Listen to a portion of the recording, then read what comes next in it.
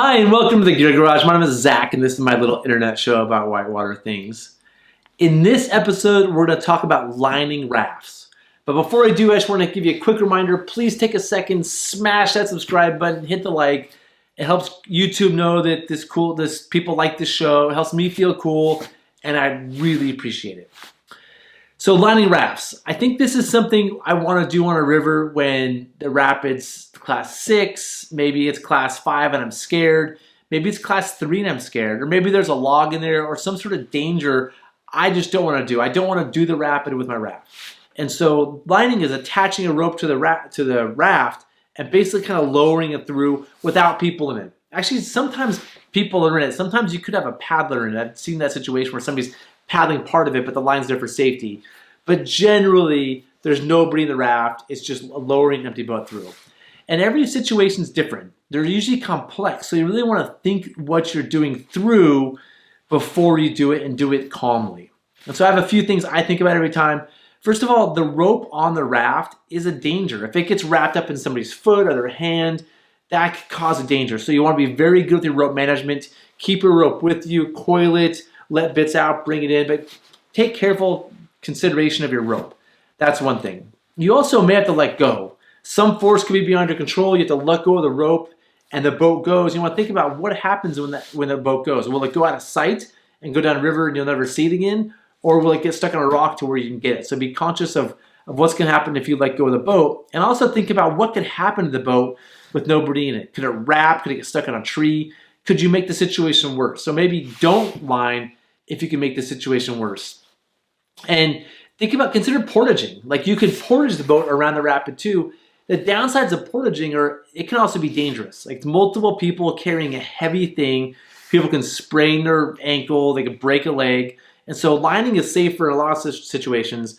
But if you can make the situation worse, lining, portaging is probably an option too. So you kind of have to weigh the options when you're doing it. When you go to line a boat, you want to tie down your gear. That includes your oars. If you have an oar boat, take the oars off, tie them to the frame, tie everything down really well because when you're lining, the boat could wrap, it could flip, something, anything could happen. Like stuff could go everywhere, so be careful with it. And finally, be patient. This isn't a rescue, although a lot of times there's ropes out, there's people out. It sometimes feels like a rescue. It has that heightened energy level.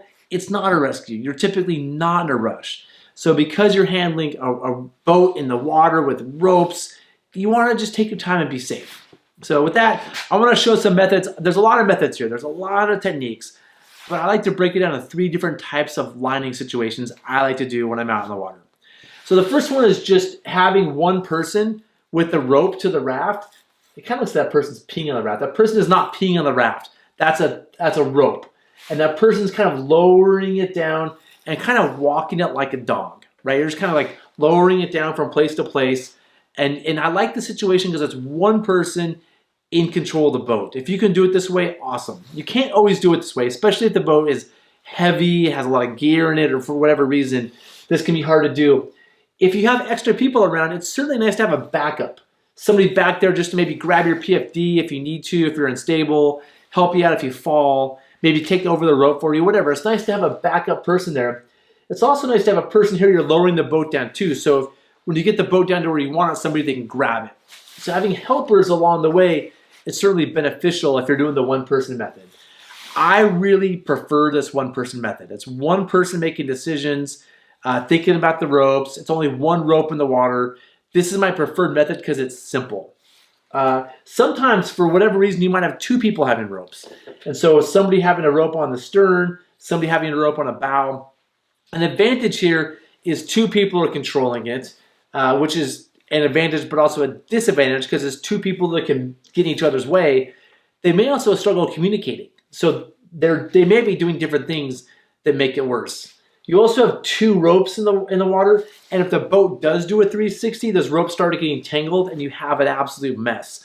So it takes a lot of control when there's 2 people on ropes, but it may make sense in some circumstances. Also, if this person has to let go for some reason, you do have a rope on the boat so it doesn't just fly away. For long, complex lines, for like a lot of boats and complex rapids, I like another method though. And this is where you create people who were experts on a certain situation. If you're lining a lot of boats down a complex river bank, it's kind of nice to have the first person lower it down to this person, have them switch ropes, take the top rope off, put another rope on, go down there, switch ropes, lower to that person, switch ropes, and then switch ropes. And it's the first time down, it's nice because people aren't moving with ropes in their hands. They're just lowering a boat down to somebody else.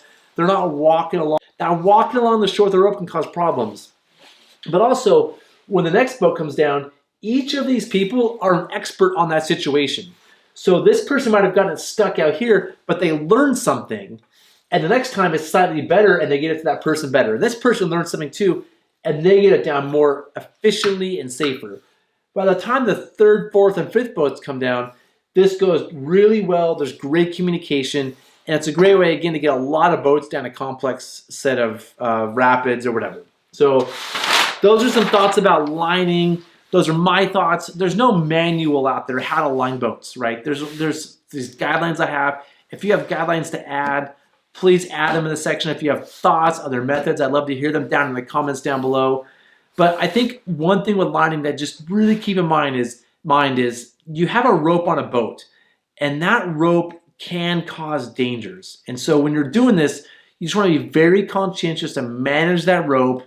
You know, think about where it's at, and if it's going to cause some sort of danger to you or cause a problem, get away from it. Because taking care of our safety is more important than the stuff.